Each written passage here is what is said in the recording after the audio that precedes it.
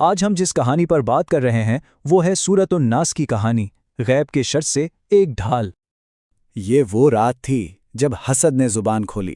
اس ایک پراسرار جملے سے ایک ایسی کہانی کی شروعات ہوتی ہے جس میں خوف ہے، سازش ہے اور آخر میں خدائی حفاظت ہے۔ تو کہانی شروع ہوتی ہے مدینہ کے پرامن شہر سے۔ بظاہر تو سب کچھ ٹھیک ٹھاک چل رہا تھا، لیکن فضا میں ایک خاموش سی، عجیب سی بے چینی تھی جسے کوئی سمجھ نہیں پا رہا تھا۔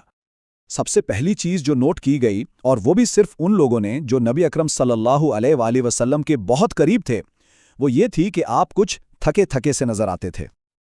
اچھا، ہوتا یہ تھا کہ کبھی کبھی آپ نماز کے دوران جیسے ٹھہر سے جاتے، ایک لمحے کے لیے رک جاتے، جیسے بھول گئے ہوں کہ نماز پڑھ چکے ہیں یا نہیں۔ یہ الجھن کے وہ چھوٹے چھوٹے لمحے تھے جو پریشانی بڑھا رہے تھے۔ اور یہ الجھن صرف نماز تک نہیں تھی۔ کبھی کبھی آپ فرماتے کہ کوئی کام ہو چکا ہے جبکہ حقیقت میں وہ نہیں ہوا ہوتا تھا۔ یہ چھوٹی چھوٹی باتیں اس خاموش راز کو اور گہرا کرتی جا رہی تھیں۔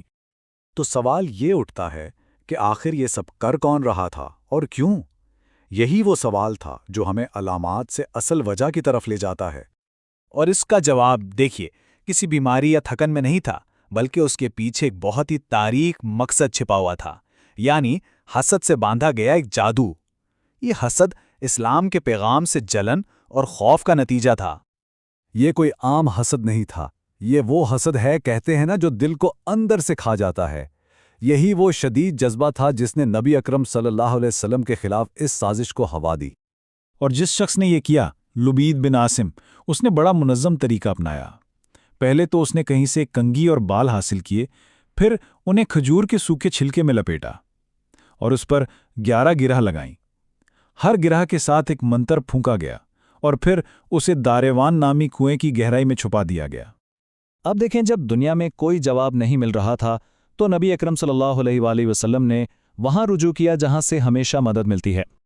انہوں نے صرف ایک ہی دروازہ کھٹکھٹایا، اللہ کا دروازہ، کیونکہ ایسے غیبی معاملے کا حل تو صرف وہیں سے آ سکتا تھا۔ اور پھر جواب آیا ایک خواب کی صورت میں۔ 2 فرشتے آئے اور انہوں نے پوری کی پوری سازش کھول کر رکھ دی۔ انہوں نے بتایا کہ یہ کام لبید بن عاصم نے کیا ہے، اور یہ بھی بتا دیا کہ وہ جادو کہاں ہے، داروان کے کنویں میں۔ تو اب جب سب کچھ پتا چل گیا تھا، وقت تھا اس جادو کو توڑنے کا۔ 11 یہ نمبر بہت اہم ہے۔ کیوں؟ کیونکہ یہی وہ گرہیں تھیں جنہوں نے جادو کو باندھا ہوا تھا، اور یہی نمبر معجزانہ طور پر اس کے علاج کی چابی بنا۔ اور پھر وہ کلام نازل ہوا جو اس جادو کا سیدھا سیدھا توڑ تھا۔ کہو میں صبح کے رب کی پناہ لیتا ہوں، گروہوں پر پھونکنے والوں کے شر سے۔ اور کمال یہ تھا کہ جیسے ہی ایک آیت پڑھی جاتی، ایک گرہ خود بخود کھل جاتی۔ یہ الفاظ کی طاقت تھی۔ ہر آیت کے ساتھ وہ جادو ختم ہوتا جا رہا تھا، یہاں تک کہ 11 کی 11 گرہیں کھل گئیں۔ لیکن اس سب کے بعد نبی اکرم صلی اللہ علیہ وسلم کا جو رد عمل تھا وہ سوچنے والا ہے۔ آپ نے انتقام نہیں لیا بلکہ رحم دلی دکھائی۔ فرمایا کہ اللہ نے مجھے شفا دے دی اور میں نہیں چاہتا تھا کہ اس بات کو عام کر کے لوگوں میں کوئی فتنہ پھیلے۔ اب ہم اس کہانی سے آگے بڑھ کر ان 2 صورتوں کے اصل مقصد کو سمجھتے ہیں جو اس موقع پر نازل ہوئیں، سورۃ الفلق اور سورۃ الناس۔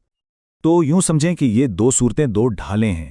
سورۃ الفلق جو ہے وہ ہمیں باہر کی برائیوں سے بچاتی ہے، جیسے اندھیرا، جادو ٹونا یا دوسروں کا حسد، اور سورۃ الناس وہ ہمیں اندر کی برائیوں سے محفوظ رکھتی ہے، یعنی ہمارے اپنے دل میں اٹھنے والے شک، حسد اور تکبر کے وسوسوں سے۔ سورۃ الناس میں ایک بہت اہم لفظ ہے، وسوسہ۔ یہ کیا ہے؟ یہ وہ چھپی ہوئی سرگوشی ہے، وہ خیال ہے جو انسان کے دل میں شک اور حسد کے بیج بوتا ہے۔ اچھا، یہ تو ایک پرانی کہانی ہے، لیکن اس کا آج کی دنیا سے کیا تعلق ہے؟ آئیے دیکھتے ہیں کہ یہ حسد آج کس شکل میں ہمارے سامنے آتا ہے۔ دیکھیں، وہ حسد جس نے تب جادو کو جنم دیا تھا وہ آج بھی زندہ ہے، بس اس کا چہرہ نیا ہے۔ آج یہ ہمیں اسکرینوں پر نظر آتا ہے یا سرگوشیوں میں سنائی دیتا ہے۔ یہ ان دلوں میں تکلیف بن کر چپتا ہے جو ہر وقت دوسروں سے اپنا موازنہ کرتے ہیں۔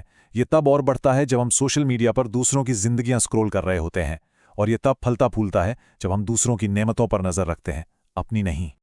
تو آخر میں سوال یہی بچتا ہے کہ جب آج کے دور میں حسد کی یہ سرگوشیاں ہمارے دلوں میں اٹھتی ہیں تو ہم پناہ کہاں ڈھونڈتے ہیں؟